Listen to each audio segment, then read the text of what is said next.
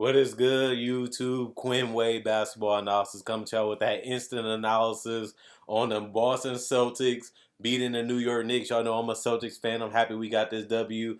Jaylen Brown with 30 points, 5 rebounds, 3 assists, 10 of 19 from the field, was slicing and dicing in that paint, getting the push jumpers, getting the step back, rotating finger, push, mid-range jump shots. Hit 6 of 11 from 3, was hot in the first half from the three-point line, smacking a bunch of threes. Didn't really seem like he was going to miss from 3, even though he did. Shot over 50% tonight from 3. Just an excellent three-point shooting game for the entire team. Broke the NBA record for their franchise tonight with 25, which was something that we didn't expect to happen, but it ended up happening. We had the capabilities of doing it. We was able to do it tonight. 4 of 4 from the free throw line for Jaylen Brown. Also, he only had 1 turnover, but he did have 5 fouls. Just getting into some ugly situations with R.J. Barrett. Some physical guys with Brunson and Randall and Mitchell Robinson, and those guys are very physical. Even though Mitchell Robinson didn't play. I mean, Isaiah Hartenstein, the physical guys that really come at you and hit you hard and set good screens, get you in foul trouble because of that. You look at Jason Tatum, 26 points. It seemed like he would have had more, but he didn't. He only shot 8 of 17 and 6 for 13 from 3. 4 rebounds, 5 assists, was splashing threes, especially in the second half is where he really erupted, especially in the fourth quarter. We needed somebody to help us break free from the cage that the Knicks put on us. We had a very free flowing game ultimately from everybody, but we just needed somebody to close the game for us. And Jason Tatum was the one that stepped up. Him and Malcolm Brogdon was huge for us in that fourth quarter, making plays, whether it was getting the assists, getting the rebounds, or just hitting timely shots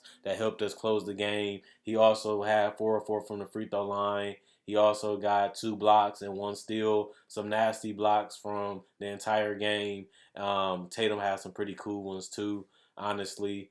You also look at Marcus Smart. He had 13 points, 2 rebounds, 11 assists. The setup guys just found Tatum and Brown and Brogdon and those guys from wide open shots. And it was just beautiful to watch everybody just doing skip passes, driving to the basket, kicking out to open shooters like Grant Williams, like Jaylen Brown, like Tatum. Even Marcus Smart hit a couple threes. He was 3 of 5 from 3, over 50%, 5 of 9. It was so wide open this entire game that they were basically shooting scrimmage and practice shots. They just had to knock them in, and we was able to knock them in enough to score 133 points, which is rare. We did it in the preseason. I was waiting for us to do it in the regular season, and we was able to finally achieve that goal against the New York Knicks. Half-hearted attempt at defense tonight, and we took advantage of it and got the W, which is important as we're trying to climb up the standings like we did tonight. Derek White, 22 minutes. He had 7 points, 3 rebounds, 1 assist. He was 3 of 5 from the field, 1 of 2 from the three-point line. He also ended up having 1 steal this game. I love what I've seen out of Derek White. He's just a tenacious defender. He gets up in you. He makes it difficult. Well, actually, he didn't have a steal. He had 1 turnover. Blake Griffin, 7 points. Hit a big 3 that kept us ahead. 1 rebound, 2 assists, 3 of 4 from the field, 1 of 2 from the three-point line. Also had 2 turnovers and 1 foul. This game, I love what I seen out of him tonight.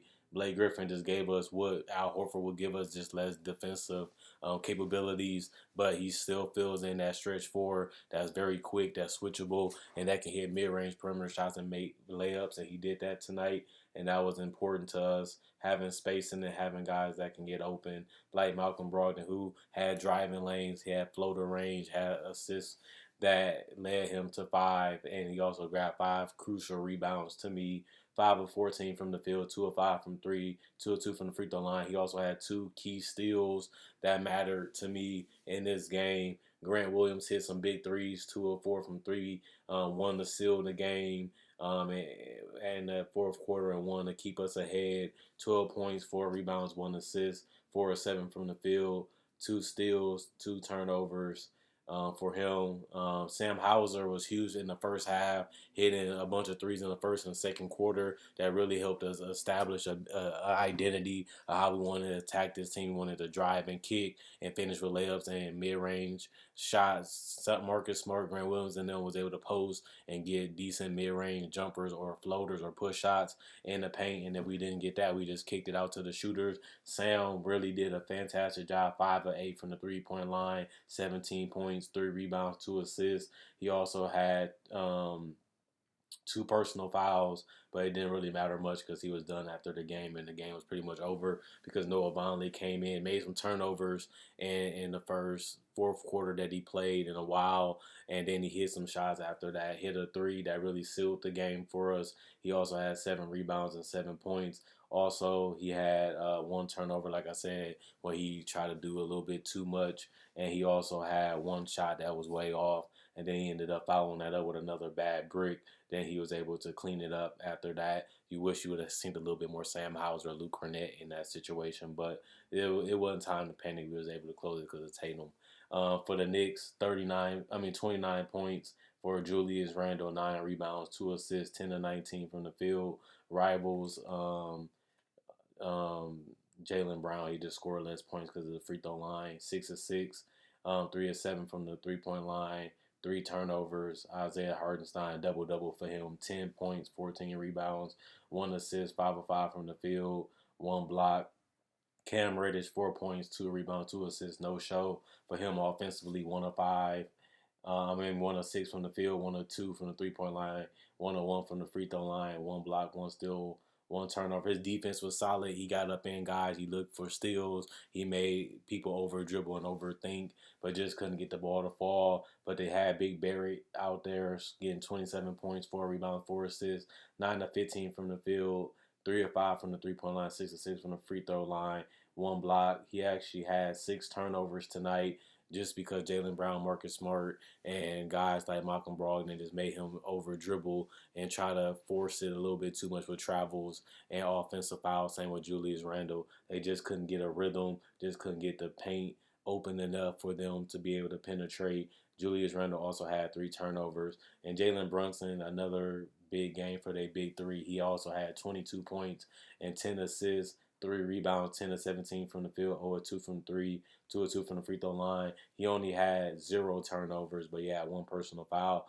which is an excellent game for their big three. It just guys didn't show up like Cam Reddish and guys like Obi Toppin and Quickly and Evan Fournier just was no shows the entire night, and that was the Achilles heel of why they lost this game. They just couldn't have other guys give them floor spacing and give them enough of a pop defensively. Is either you're gonna have to defend well and let your big three carry you, or you're gonna have to step up and do a little bit of defense and a little bit of offense. Guys didn't show up enough that glittered and sprinkled around them enough to get this one done. Obi Toppin, 7.6 rebounds, 3 of 9 from the field, 1 of 5 from the 3-point line, 1 block, 1 steal. Just not going to cut it offensively against a team like the Celtics, who are a championship team. You just need a little bit more from him.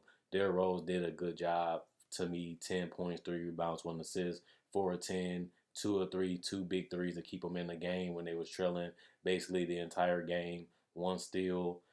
Quickly, just a no-show, 4 points, 2 rebounds, 1 assist, 2 of 6 from the field, 0 of 2 from 3. Also only had 1 steal. And Evan Fournier in 11 minutes, he only gave you 3 points, 1 rebound, 1 assist, 1 of 1 from the field, 1 from 3. Just 1 more shots or something from Evan Fournier. And Sims, another no-show, 2 points in 3 minutes, not going to cut it. Nobody else had a contribution, just Fournier. And Reddish just didn't do enough, same with Quickly. And then you also look at the fact that Jalen Brunson, RJ Barrett, and Randall had great efficient games from the field and really kept them afloat and kept them in this game. You don't score 118 against a team like the Celtics unless you have a driving force, and their driving force was their big three, and they all performed pretty well, and I have to give them credit for that. I had a lot of respect for the Knicks coming into this game. Thought it wasn't going to be easy, thought it was going to be tough. They hung around, they stayed around, seemed like they could try to find a way to steal it, but ultimately they didn't have enough offense and enough defense to pull this one out. The Celtics was able to make big shots, big plays on both ends of the court, and that was the biggest defining moment for the Celtics Celtics pulling this one out. Brogdon and Tatum and Brown, and then you look at the fact that they also had contribution from Grant Williams off the bench. You also look at the fact that Sam Hauser gave them 17 off the bench, and you also look at the fact that Marcus Smart was able to find those guys and make their job easier, but also giving double digits in scoring, along with Jaylen Brown having 30 points, which is huge from him, as he hasn't hit 30 since the first week of the NBA season, and he was able to hit that milestone again, and we was able to splash so many threes and so many points. We was able to go inside out tonight, and that's rare for us because we don't really have a post threat, but we have a bunch of guys that can penetrate and probe and find guys. We share the ball. We play well. We play like I wanted us to play yesterday. We just did it against worse competition. Now it's just time for us to do it against better competition. I hope that we can do that in our next game against tougher competition as we continue to proceed to give you what you need, and what we need is more W's for the Celtics. And we picked up another one tonight against the Knicks, and I love that from them. Other than that, Quinn Wade, Basketball Analysis, signing out. Hope you guys enjoyed the video. Hope you guys enjoy the rest of the day. I'll be coming to you with another instant analysis. I think I got two more for y'all tonight. One will be the Bucks Oklahoma City Thunder game, and the other one will be Blazers Suns, which starts at 9, so that'd be a late game. So stay up and watch it in the morning if you can. Other than that, thanks for the love, thanks for the support, and thanks for continuing watching throughout the years. I've been doing this since 2012, and it's 2022. I've been doing this YouTube thing for 10 years straight, and I want that to continue this year going into next year. And I'm still working on getting footage and breakdowns back on the channel, so just bear with me to give y'all more content. Other than that, hope you guys enjoyed the video, and see y'all at the end of the day with the Phoenix Suns versus the Portland Trail Blazers.